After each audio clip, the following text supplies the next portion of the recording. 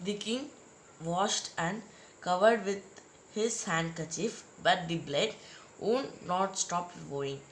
The king redressed the wounded until at last the bleeding stopped. The man felt better and asked for something to drink. The king bought fresh water and gave it to him. By this time the sun had set and the air was cool. The king, with the hermit's help, carried the wounded man into the hut and laid him on the bed. The man closed his eyes and lay quiet. The king, tried by his walk and the work he had done, lay down on the floor and slept through the night. When he awake, it was several minutes before he could remember.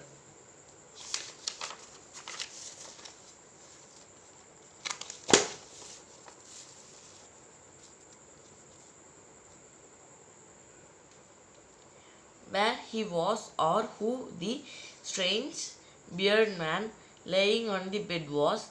"Forgive me," said the bearded man in a weak voice.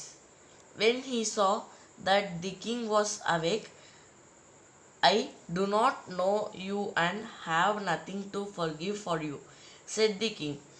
You, you do not know me, but I know you.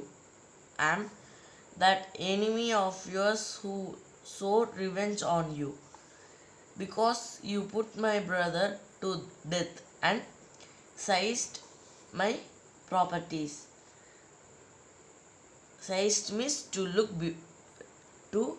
look by force. Okay, seized me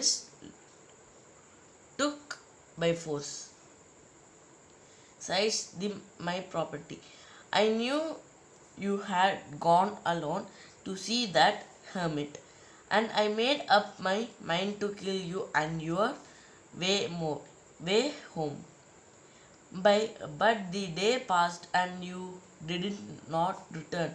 So I felt my hiding place, and I came upon your bodyguard who recognized me and wounded me. I escaped from him, but I should have died if you hadn't not dressed my wounds. I wish to kill you, and you have saved my life. Now, if I live, if I will serve you as your most faithful servant and will order my sons to do the same. Forgive me." The king was very happy to have made place with his enemy e- so easily, and to won him over as a friend.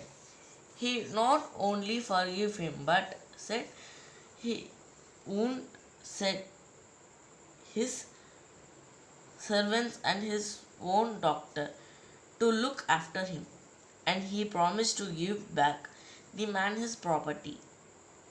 Leaving the wounded man, the king went out of the hut and looked around for the hermit.